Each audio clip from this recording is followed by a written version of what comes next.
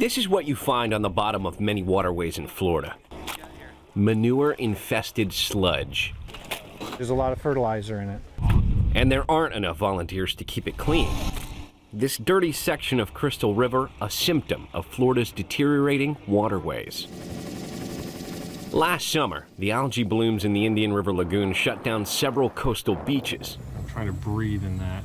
Manatees needed help finding holes in the ooze so they could breathe. It's gotten much worse in the time I've been here. Dr. Bob Knight is an environmental scientist. He says the intense development is partly to blame for the river's declining health. So all of these land use changes result in more water use and usually more pollution. Toxic materials from new urban sprawl, construction sites, and agricultural areas eventually filter into the waterways. An Associated Press analysis of the lagoon's water quality looks at state samples and reports from the year 2000 to last year. Phosphorus levels have increased 75%, which is responsible for more algae in the water.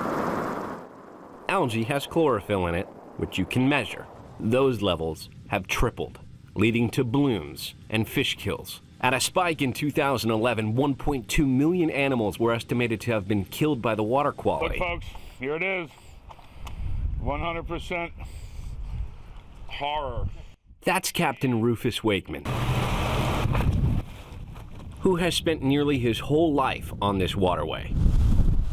He says the deteriorating river is killing tourism and fishing. People are hearing about it all over the U.S., and they're spending their money other places. They're not coming here. As you can see, they pile up.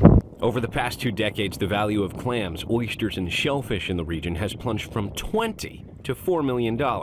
Our fishing guides, all my friends who are guides, they're not getting, the amount of traffic that they used to get, and it's taken its toll.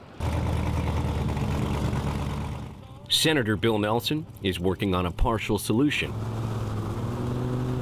When Lake Okeechobee water levels get too high, dirty water is released into the lagoon, leading to many of the current issues. Nelson is trying to secure funding to filter the lake water and divert it to the south, into the Everglades. So the idea is to cleanse that water as it comes south without putting it to the east in the St. Lucie River and the Indian River Lagoon.